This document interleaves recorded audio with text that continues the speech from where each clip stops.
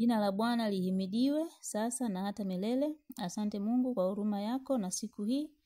Pia hata kama hatujui jinsi gani unatupenda, lakini tunajua kitu kimoja, kuwa umetupa pumzi leo na neno lako linasema ufurahi kifo cha mtu mwovu. Unataka sote tutubu na kujifunza kutenda mema. Utujalie sisi, utufungue mioyo yetu tupate kujua zaidi. Asante Mungu kwa ajili ya walimu wetu wote. Tunaomba uzidi kuwaongoza nao wahubiri kulingana na mwongozo wa Roho Mtakatifu na nguvu yake. Katika jina la Bwana wetu Yesu Kristo nimeomba. Amen. Karibu ndugu zangu. Leo ni siku nyingine Mungu ametupa. Na leo tuko na kitabu cha Malaki. Binafsi mimi kiukweli nimejifunza mengi kupitia kitabu hiki. Mengi sana. Kitu ambacho naweza nikasema tu kwa ufupi ni kwamba pale pale Mungu aliposema kwamba wanamcha Mungu bure, kwa sababu watu wabaya wanafanikiwa alafu watu wema wanateseka. Nimejifunza kitu kwamba hata kama umeamua kumfuata Mungu, umeamua kuachana na uovu, umeamua sasa kuishi maisha ya kumpendeza Mungu, kuna wakati unaweza ukaona huelewi Mungu anafanya nini, kwa sababu akili zetu sisi sio sawa na akili za binadamu. Yaani mimi na share nilichojifunza, sio kwamba mimi najua sana, hapana, na share nilichokipata kwa Mungu kupitia hiki kitabu. Hatujui, kuna vitu ambavyo Mungu anavifanya hatujui, na kwamba hata kama hatujui anachokifanya, hata kama tumeamua kuchagua njia sahihi ya kumcha Mungu, tumeachana na maisha ya dunia, ndio hatujafikia ukamilifu, na hatuwezi kufikia ukamilifu mpaka siku Bwana yetu atakavyokuja. Ndivyo maandiko yanavyosema, ndio tutakuwa wakamilifu. Lakini tukiwa hapa duniani bado hatujakamilika. Tunatakiwa tu kila siku tujitahidi kuwa bora zaidi ya siku, yani bora zaidi ya jana. Tujitahidi kila siku Mungu anavyosema, nasi tujitahidi. Kwa hiyo nimejifunza kwamba yani sitakiwi kujisikia vibaya, mbona nimejitahidi kuachana na mambo ya dunia lakini mbona naona mambo bado yaendi hivi, Mungu kweli ananiona? Ndio vile kama Waisraeli walivyokuwa wanalalamika kwamba mbona watu wema wanateseka alafu watu wabaya wanafanikiwa. Lakini mwishoni kabisa kitabu Mungu amesema hivi, ameweka ipo siku moja ya kwenda kuhukumu. Kwa hiyo usione kwamba unamtumikia Mungu bure, tusione kwamba tumechagua fungu baya. Yani kuamua kumfuata Mungu, kumwamini Mungu, kumtegemea Mungu, ni bora kuteseka tukiwa tunamtegemea Mungu kuliko kuteseka tukiwa tunatenda maovu, kwa sababu mwisho wa siku Mungu atakuja kuhukumu. Wale waovu atawahukumu, na wale wema tutaona faida ya kumtumikia Mungu tutakavyoondoka katika dunia hii. Lakini tunavyoendelea kuishi katika dunia hii hatuwezi kuona faida ya kumtumikia Mungu. Bado Mungu anajua maisha haya ya duniani sio mazuri, ameandaa maisha mengine mazuri zaidi. Kwa vile nilivyojifunza mimi, naamini pia nimeamua kusema hiki, naamini hata wewe utajifunza kitu. Kwa hiyo usife moyo. Kuna wakati tunapitia changamoto zinatufanya kama tufe moyo, lakini changamoto zetu zitupandishe ngazi, zitupandishe ngazi. Mungu atupe uvumilivu. Katika yote Mungu tu atupe uvumilivu na unyenyekevu. Basi, karibu sasa nitaanza kwa kusoma utangulizi. Kitabu cha Malaki ni kitabu cha 39 cha Agano la Kale, kinafunga vitabu vya Agano la Kale, na leo tunamaliza kitabu hiki cha 39. Malaki sio jina la mtu. Aliyeandika kitabu hiki hajulikani ni nani. Malaki ni mjumbe aliyetumwa na Mungu kwa taifa la Israeli baada ya Hagai na Zakaria wamekwisha kuhubiri. Kipindi hiki kina Zerubabeli, Nehemia, Ezra walikuwa wameshafariki. Ni mwaka 500 BC. Historical background ni ile ya Hagai na Zakaria. Baada ya kurudi Yerusalemu kujenga hekalu, walianza kujisahau na kupambania maisha yao na kusahau kazi ya Mungu. Hao waliopita walitii. Lakini baadaye kizazi kipya kikawa kibaya zaidi. Na hiki kitabu hakijakaa kwa mfumo wa shairi. Lugha za manabii zilikuwa mbili, prose au mashairi. Mashairi huelezea hisia za Mungu, uchungu, upendo, hasira, wivu. Prose, hapa Mungu amepoteza hisia, anaongea mawazo yake. Lugha hii ni ya ukali. Baada ya kitabu cha Malaki, Mungu alibaki kimya kwa miaka 400 bila kutuma manabii wala kuongea na Israeli. Niongee kidogo. Kitabu hiki ni moja ya vitabu vyenye mjadala mkubwa sana. Kuna swali, je, manabii au ahadi alizotoa Mungu zinatekelezeka? Zile zilizotimia zinaweza kutimia? Kuna mitazamo mikubwa mitatu. Kuna watu wanasema nabii au ahadi hizi kwa Israeli zilikuwa za masharti. Mfano Millennium Kingdom, kuwarejesha Israeli na kadhalika. Wanasema Mungu alisema ikiwa mtatii. Na hivyo Israeli walishindwa, hivyo hizi ahadi haziwezi kutimia, zilishapita. Onyo, usije ukakubaliana na hao watu wanaosema hazitatimia. Mtazamo wa pili, replacement theology. Nitarudia. Mtazamo wa pili, replacement theology. Kwa kuwa Israeli ilishindwa, ndio maana Mungu aliamua kutengeneza kanisa, hivyo nafasi ya Israeli imebadilishwa na kanisa. Hivyo ahadi zote atazitimiza kwenye kanisa. Huu mtazamo pia hauko sawa. Wanasema zilitimia pale Yesu alipoanzisha kanisa.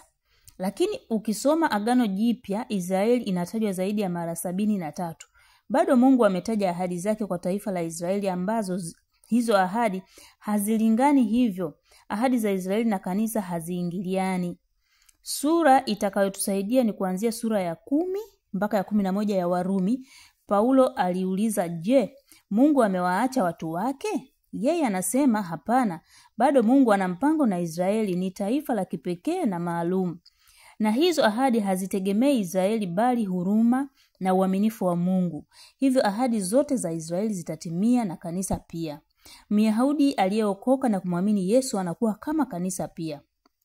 Pamoja na ahadi ya kuokolewa, wao Biblia iko wazi, haimaanishi wataokolewa wote. Wale wasioamini wataangamia na watakaoamini wataokolewa. Pia kuna mataifa yatakayoangamia na kwa kutoamini, na kuokolewa kwa yale ambayo wataamini. Hivyo tujikite kusoma Biblia ili tuepushe na mitazamo ya watu ya kutudanganya. Mtazamo wa tatu, unabii huu wa Mungu ni unconditional. Tuna ahadi za kinabii na tuna za Israeli. Hapa tunazungumzia future promises. Nyingi alizoahidi ni unconditional, nyingi ziko upande wa rehema, atafanya kwa ajili ya jina lake. Nyingi zitatimia Yesu atakaporudi mara ya pili. Israeli ahadi zake nyingi hatuwezi kuziona, ndio maana watu wanaibuka na kuongea vibaya, na wengine wa Kristo wanasema wanalichukia taifa la Israeli. Kitabu cha Malaki sura ya mwisho tukifungua tu utakutana na Mathayo. Hapo kuna umbali wa miaka 400 Mungu hakuzungumza. Nini kilitokea? Jambo la kwanza, ukisoma kitabu cha utangulizi, ukisoma kitabu utagundua kina sehemu kuu 3. Kwanza, Mungu anazungumza mambo mawili sura ya kwanza, mstari wa 1 mpaka 5. Mungu anawakumbusha Israeli walipoanza kumwacha Mungu, waliacha kutimiza mambo mengi ya ibada na kufanya kazi zao zaidi. Waliona kujihusisha na kufanya kazi ya Mungu hakuna faida. Wakaona watu wabaya wasiomwabudu Mungu wanafanikiwa na watu wazuri wanaomcha Mungu maisha yao magumu. Wakamtafsiri Mungu kuwa amewaacha kuwa kama zamani. Ameacha kuwa kama zamani. Yeye haadhibu wabaya wala hawalipi mema watu wema. Hivyo watu wachache waliomcha Mungu wakavunjika moyo. Japo waliendelea na ibada na kutoa sadaka, lakini walipunguza. Walitoa sadaka wanavyojisikia, sadaka vilema, vitu hafifu kanisani. Nyumba ya Mungu ikaachwa.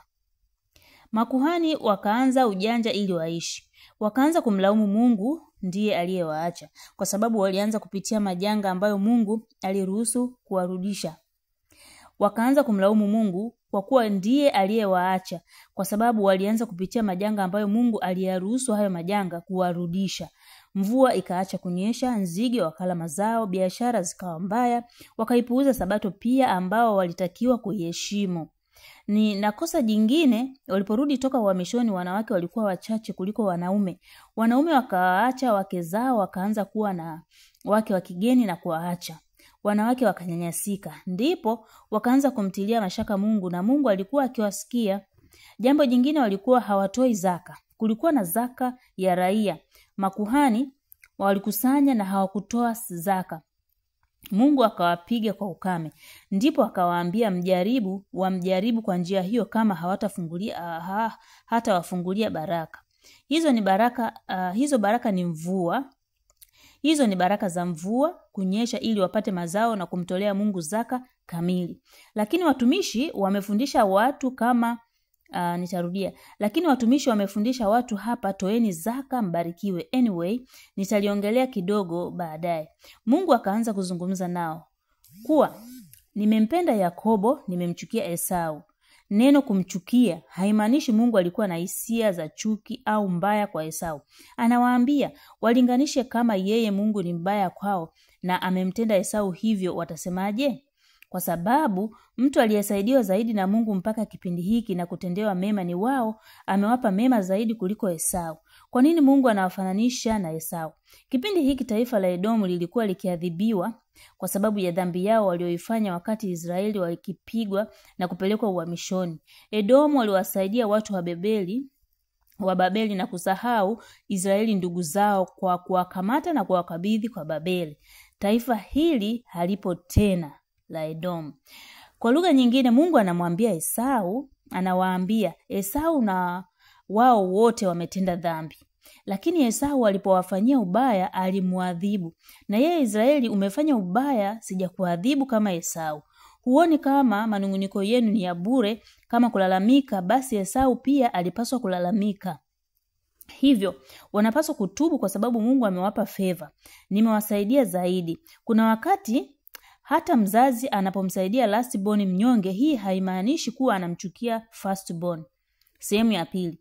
Israeli wanashutumiwa na dhambi zao na dhambi kubwa zilikuwa mbili.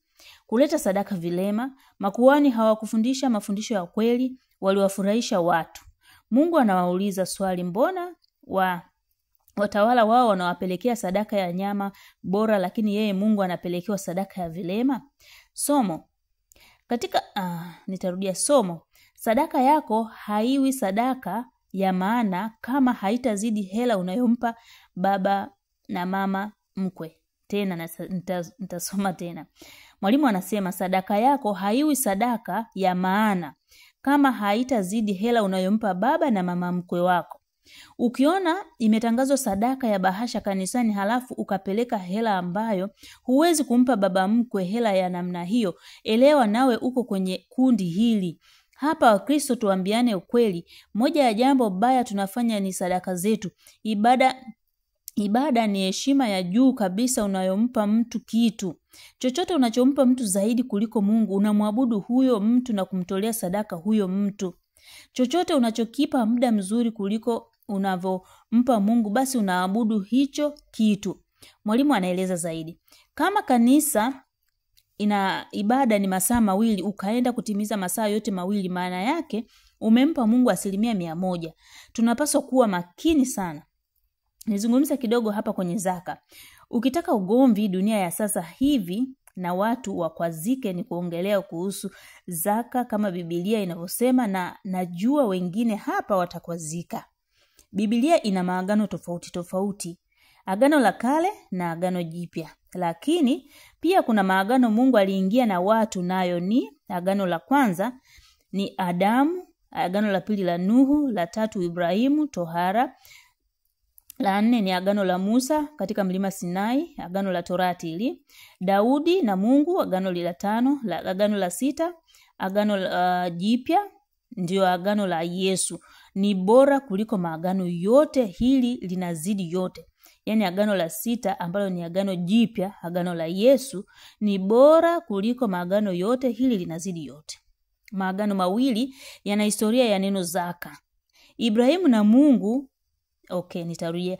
Maagano mawili yana historia ya neno zaka. Ibrahimu na Mungu. Hili lilikuwa agano la imani. Siku moja Ibrahimu kwa imani kwa kumpenda Mungu, aliwahi kutoa sehemu ya 10 ya nyara alizozipata vitani. Alipokutana na Melkizedeki mpagani Myebusi, alikuwa kuhani na mfalme. Kwa Melkizedeki alikuwa mkuu kuliko Ibrahimu. Alitafsiri hilo na kumtolea sehemu ya 10, lakini hakutumwa wala kuagizwa na mtu. Haikuwa sheria wala Mungu hakumuagiza. Ni kwa imani na moyo wa kupenda akakadiria na kutoa zaka 10%. Zaka kwa Kiebrania ni sehemu ya 10. Agano la Musa likaja na sheria ya zaka, ilikuwa tofauti na Ibrahimu. Ilikuwa ni zaka ya masharti. Mungu aliwaambia zaka watakayotoa itakuwa ya mambo mawili: kutoa kwa ukamilifu utabarikiwa, mjini na mashambani kwa kila kitu utabarikiwa. Usipotoa utalaaniwa hadi kizazi chako cha 4. Na hizi zaka zilikuwa aina nyingi.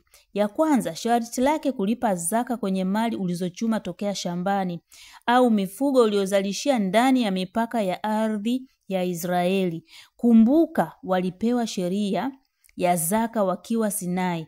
Mwaka wa pili toka Misri, miaka 38 hawakuwahi kutoa zaka kwa sababu sharti ni kila utakachozalisha katika nchi waliopewa na Mungu, na mifugo itakayozaliwa kule ndipo utatoa zaka. Hawakuwa wanatoa zaka jangwani, hilo lilikuwa ni sharti lao.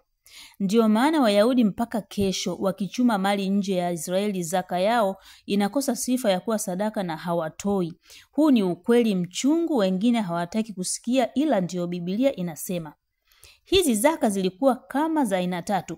Kwenye mavuno ya kwanza, unavuna na kupeleka nyumbani kwa kuhani, kwa Bwana, ili kuwe na chakula ghalani. Haikuwa fedha, ni mazao na mifugo. Zaka ya pili, zaka za sikukuu, ambazo baadhi ya sikukuu walitakiwa waende Yerusalemu wote. Ilikuwa sehemu moja ya kuabudia. Nitarudia, zaka ya pili, zaka ya sikukuu. Baadhi ya sikukuu walitakiwa waende wote Yerusalemu, ilikuwa sehemu moja tu ya kuabudia. Wakifika huko wakiwa kambini, ilikuwa ndio chakula chao kwa siku zote watakazokuwa kambini. Na yule aliyeileta ndiye atakayeila hiyo zaka. Lakini katika zaka atamgawia kuhani 3% au kuweka hekaluni. Kama hii zaka ikionekana ya mifugo au mazao ni mengi, hawezi kubeba na anatoka mbali, waliruhusiwa kuuza na kwenda na pesa Yerusalemu na kwenda kununua mazao au mifugo, kile kitu ulichokiuza ili ule, lakini 3% ni ya makuhani au hekalu. Zaka ya 3 unaitoa nyumbani kwako, unapika chakula nyumbani, unamwita Mlawi aliyekuwa karibu na malango yako, mgeni, yatima na mjane, unakula nao. Hii ndiyo zaka ambayo Yesu aliwaambia Wayahudi, bali nyinyi mtoapo zaka msiende njia panda kupiga panda. Utoapo sadaka mkono wa kulia na wa kushoto usijue unachokifanya, yaani hata jirani yako asijue. Ilikuwa ni kudhalilisha watu. Hizi zote ili ubarikiwe unatakiwa uzitoe bila kukosea. Ukikosea moja umekosea yote, kama sheria inavyosema. Ukivunja moja umevunja zote na tayari uko chini ya laana. Na nikwambie, Wayahudi hii sheria iliwashinda. Ndio maana ilikuwa aje Yesu, kwa sababu kuitekeleza ni ngumu. Ndio maana sasa hivi hatupasi kuwafundisha watu kwa mfumo huu, tunawaingiza katika laana. Tunaiharibu na kuinajisi kazi ya msalaba. Yesu alikuja ili atuondoe kwenye laana ya Torati. Sisi tunawarudisha watu kwenye Torati. Mimi nafikiri tuwafundishe watu utoaji wa zaka wa Ibrahimu wa imani. Hakuhimizwa na mtu, hakutumwa, hakutishwa, wala hakuahidiwa baraka, wala hakutishwa laana, wala hakupangiwa kiwango. Kwa moyo wake wa kupenda na imani yake aliamua sehemu ya 10 kutoa zaka. Yakobo sura ya 28, yeye aliamua kuahidi kutoa zaka kama Mungu atamlinda na kumbariki na kumrudisha. Agano Jipya ukisoma Wagalatia linafanana na agano la Ibrahimu. Yote ni maagano ya imani. Mzao wa Ibrahimu ni Yesu. Amechukua hili agano na analiendeleza, na sisi tunaingia kwa njia ya imani. Wayahudi wanaingia biologically. Sisi tukitoa zaka makanisani kwetu tutoe kwa imani kama Ibrahimu. Sisi tukitoa zaka makanisani kwetu tutoe kwa imani kama Ibrahimu. Tukitoa hatutegemei tutabarikiwa, wala hatutegemei tutalaaniwa. Zaka yetu itakuwa inatolewa kwa moyo wa kupenda, sio kwa kutishwa laana na baraka. Tutatoa kwa sababu Mungu ametubariki na katika tulicho nacho, na tukifika hapo tutaamua 100% za kutoa. Halitakiwi liwe sharti. Na wahimiza msitoe zaka kwa mfumo wa laana. Mtajichelewesha na mtatoa kwa uchoyo na vibaya. Najua kwa watu kwa mtu anayempenda Mungu 10% ni ndogo sana. Toa kuonyesha unampenda Mungu, umekombolewa kwa mfumo wa Ibrahimu. Kwenye kapu lile lile wanalokutisha kuwa utalaaniwa, usitoe vile, kwa sababu ukitoa kwa mfumo wa Torati utajiingiza kwenye laana. Kwanza hiyo zaka umeizalishia Tanzania, sio kwenye mipaka ya Israeli. Hiyo zaka haiko kwenye kundi la kwanza au la pili au la tatu.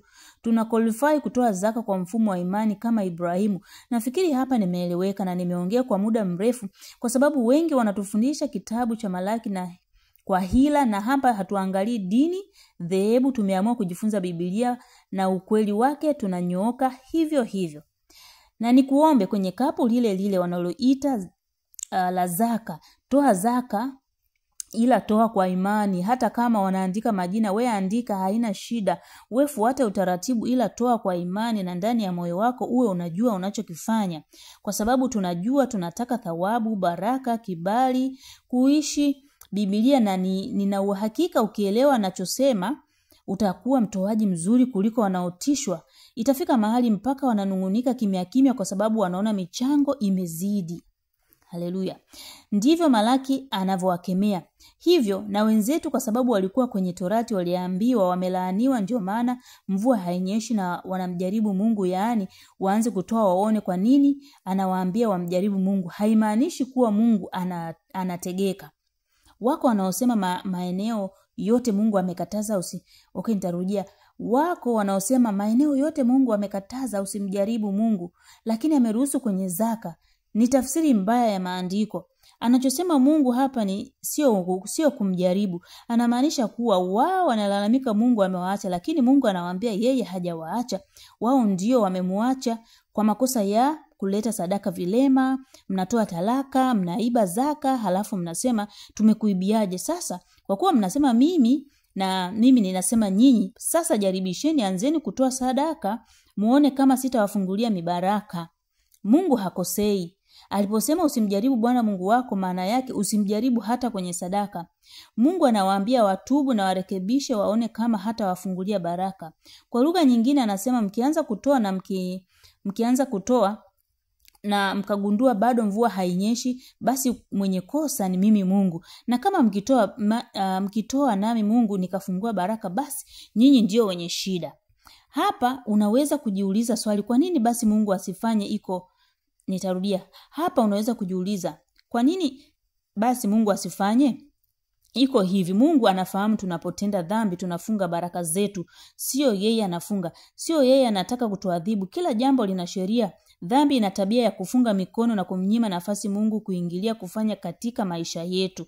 Tunapotubu tunampa nafasi Mungu kufanya. Kwa lugha nyingine, Mungu anawaambia anataka kuwasaidia, anataka kuwarehemu hata mvua inyeshe, lakini kuna kitu kinachozuia. Anzeni kutoa, kwa sababu sheria ilikuwa inasema ukikiuka unalaaniwa, na hizi laana mlizosababisha wenyewe. Na walipoanza kutoa na mvua zikaanza kunyesha na wakawa na chakula tele. Hivyo sehemu hii ya pili ya kitabu cha Malaki, sehemu ya 3, unabii sura ya 3 mpaka ya 4. Mungu akaahidi atakuja kubagua wanadamu wanaomtii na wasiomtii kama mbuzi na kondoo, na anatafuta mchungaji. Akaahidiwa Masihi tena kwenye hizi sura. Kipande cha mwisho kabisa, sura ya 4 mistari ya 3 ya mwisho, Mungu anaahidi juu ya Musa aliyekuwa mtoa sheria, lakini anaahidi tena Elia atarudi duniani tena. Watakapomuona Elia wajue Masihi atakuja. Yesu atakapokuja atakuja kama Musa, Elo giver. Ataleta sheria ya roho wa uzima. Pia Elia atakuja kuandaa na kutengeneza njia ya Bwana, na Yesu alipokuja alituambia, Yohana alikuja kwa roho ya Elia, ndio maana alivaa kama Elia, akawa anakula kama Elia na anakaa mwituni. Kitabu kinaishia kwa laana. Baada ya hapa Mungu alinyamaza kimya kwa miaka 4 mpaka sauti ya mtu aliaye nyikani iliposikika tena upya kwenye Agano Jipya. Ni kitabu kizuri cha Malaki. Natamani mkisome. Siku 2 za kusoma kitabu. Mungu awabariki sana, na karibu tusome na kutafakari Malaki. Mungu ambariki pia mwalimu wetu na walimu wetu wote wanaotuongoza vema. Jina la Bwana wetu Yesu Kristo lihimidiwe sasa na hata milele. Amina. Ndugu zangu, nimeishia hapo. Utangulizi umeisha. Agano la Kale limeishia hapo. Mungu atusaidie, atupe nguvu na uvumilivu kwa vitabu vinavyokuja. Amina.